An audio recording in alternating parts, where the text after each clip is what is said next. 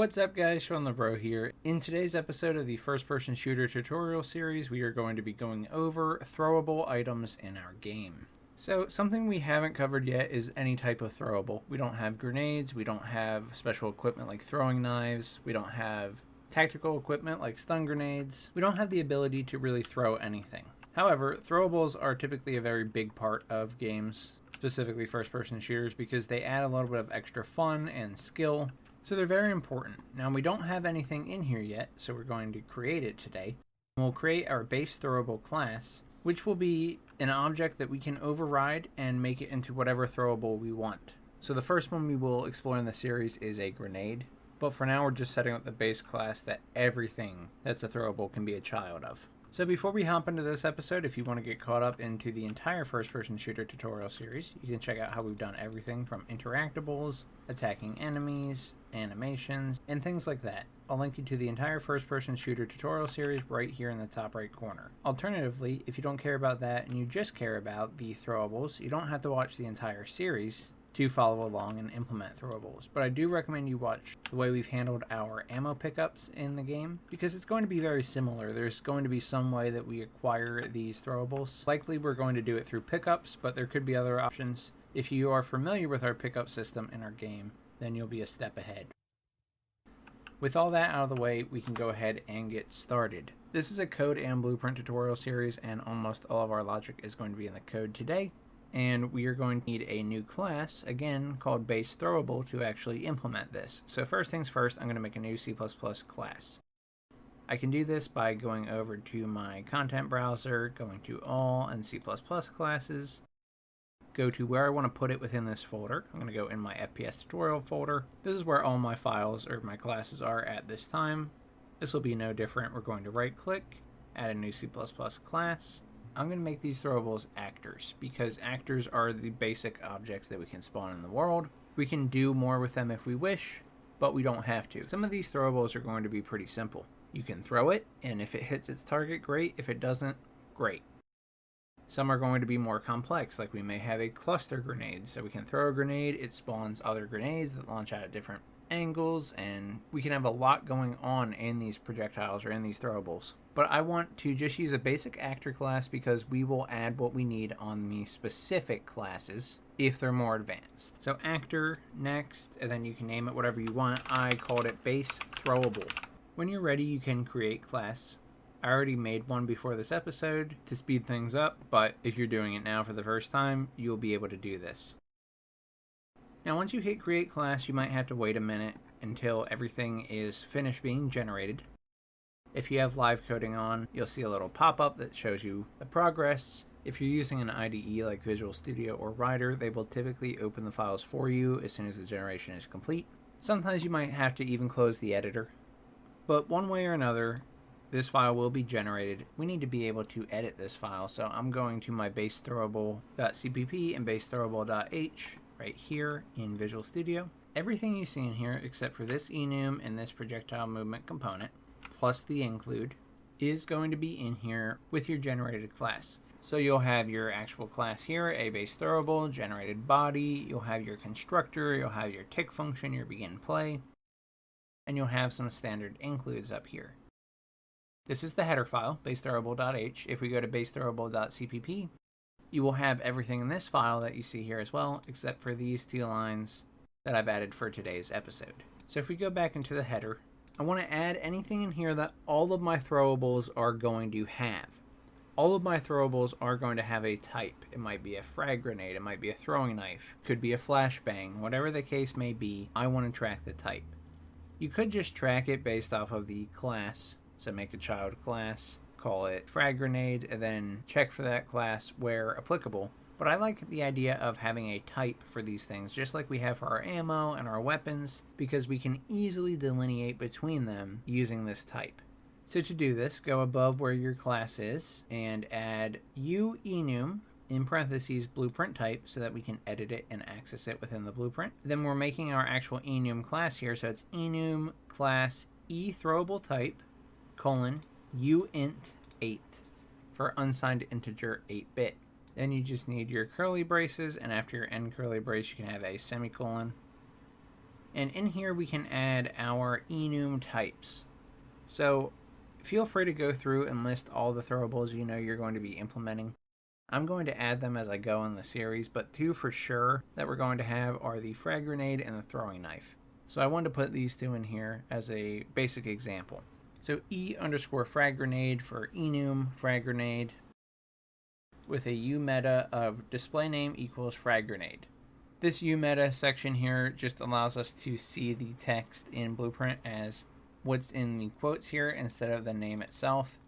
I typically call them the same thing, so it's not really a big deal. Sometimes you might want to call this something internal to the code, and someone in Blueprints will want to see something else, or something else will make more sense to them. You can change it here if you want. Another good thing is you can add spaces in things, which the name of the enum value does not. Make sure you add a comma for any that are going to have a succeeding one. So frag grenade is the first one, but I have throwing knife too, so I need to put a comma. And then we have E_throwing knife and umeta display name equals throwing knife. Notice you don't need a comma after the last entry in an enum class. And then we need two things in here. So we're going to need to actually track the enum type that we have. If we're in base throwable, we can have a default or none, or we can default it to just frag grenade and make the assumption that if for whatever reason we have a throwable that does not get assigned a type, we are going to make it a frag grenade. And then the other thing we need is our projectile movement component. So I started setting up the projectile movement component, but we'll finish setting that up and add the enum here. So first thing here, I am going to go to my protected space, and I am going to add a comment and say the type of the throwable. And we're going to make a new variable eThrowable type, and we can just call it type if we want. That is basic enough. You could call it just throwable type, either way, but type should be sufficient. Now we want to make this U property so that we can see it and edit it in the blueprint. So I'm going to make it edit anywhere, and we'll make it blueprint read write, and we'll give it a category of throwable. You could be more specific if you want, but when I have a class with less variables, I typically keep it pretty generic. I do like to separate components by category, which I'll get into in 1 second. So that leads me to my next point here, which is our projectile movement component. So projectile movement component is a component that you can attach to an actor. It uses physics to calculate the way a projectile moves. For a lot of projectiles in games and even simulation, this can be tweaked enough to do what you need. So it's a very helpful class from Unreal, and we're going to use it for a lot of our projectile movement or our throwable movement in this class. So to do this, we can make a component, and it's of type uProjectileMovement Component pointer. And I just typically call it projectile movement. If I only intend to have one type of this component on a class, I think calling it just the name of the component is pretty straightforward. And for uProperty, I copied the uProperty that Epic likes to include in a lot of its templates, which is visible anywhere, blueprint read only with a category equals components, and meta equals allow private access equals true. So visible anywhere and blueprint read only basically means that we will be able to edit it in the class default section of a blueprint class, but we won't be able to edit it in the graph. So if you want to be able to do that, you can change this to edit anywhere with a blueprint read write. It is up to you. It is not required that you do that, but if you plan to make changes on the fly to this component, such as in a blueprint graph, then you'll want to set it up this way. Category, you can put whatever you want, but again, I like to put them in their own section, so I said components. Then meta equals allow private access equals true means we can see this and edit this, even though it's in protected. To finish this off, however, we do need to have an include, which I'm going to add here up at the top of baseThrowable.h. Now remember, when you have an include file, it needs to be above the generated.h file that is in Unreal. If you try and put it below that, it will not work. Alternatively, you could do a forward declare if you're familiar and just say class uProjectileMovement Component. And if you spell it right, this will also work, and you won't need the include. So you could comment this out. But it's really up to you. To this point in the series, we've mainly been using just standard include methods for everything. So I'll keep that up for now, as we have no real need to change it. Also going to add a comment here. The projectile movement component for the throwable. Perfect. And then we can go into base throwable.cpp and we can assign our variables and set up our components. So first thing that I have done already is the setup component. So I take my projectile movement variable and I am setting it equal to create default subobject. And we need to pass in the type here. I'm creating it of type uProjectileMovement Component. This text section here is the name of the component when we're looking at it in a blueprint. That's what we'll display. Now, if you're familiar with components that I've set up in other classes or other tutorials, you'll see we usually have this setup attachment and we have to determine where it's attached. A projectile movement component does not get attached like that. It is part of the blueprint. It doesn't get attached to a specific component. So you don't actually have to do that. Creating it is enough. I also want to set my default values for my variables. So set default values for variables. And in here we can set it to the default. So ethrowable type e underscore frag grenade is going to be our default type. Type equals e throwable type colon e underscore frag grenade. And if you want, you can use an initializer list. I have an episode on that. So feel free to follow that now. I'm not going to make it more complicated for today's episode because that's a whole topic on its own. Now, another thing I actually want to add is a static mesh component because we are going to want to visualize this actor. So I will add this up here as well. So the static mesh component for the throwable, I am going to copy the U property of the projectile movement component. And we're going to make a U static mesh component pointer, and we're going to call it static mesh. And in the base throwable.cpp, I'm going to go above my projectile movement and say static mesh equals create default sub object. And we want to use U static mesh component. Note that you're putting component here, not just U static mesh. They are different. And for the name, we can put in really whatever we want here. I'm going to do text static mesh. Now, the static mesh does need to be attached to an object, so we can do static mesh setup attachment, and we can get the root component. So just assign this to root. Now, since this is an actor and not a character class, there actually isn't a root component set up by default. So if you don't have a root component, and I'm creating this class from scratch, so I don't, you could actually set the root component, which is a variable in all actors, to our static mesh.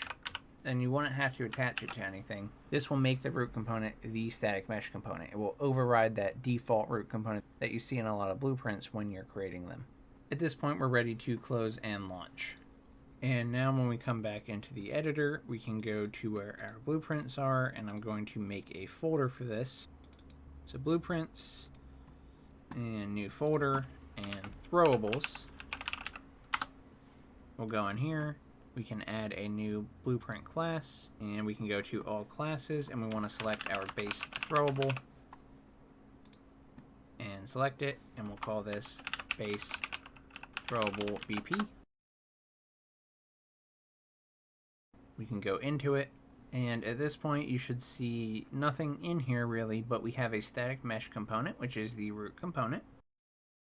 And you can assign a static mesh if you want. We will of course be doing this.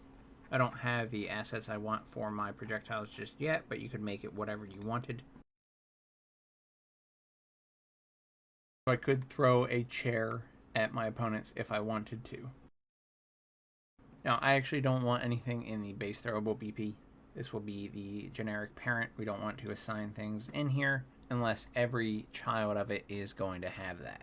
So I'm going to leave it empty, but if you see that, that's a really good sign. And then you should also see a projectile movement component here, and you should be able to change the values in here as well.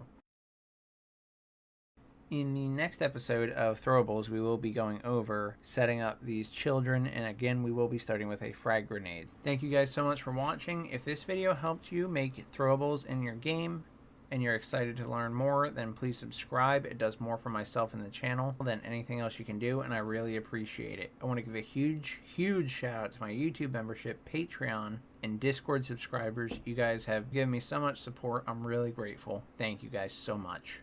If you ran into any problems creating your base throwable BP or with any of my other tutorials, feel free to join the Discord community. There is a link in the description, and I would be happy to help you. Thank you so much for watching. I'm Shawnthebro, and I'll see you in the next one. Goodbye, guys.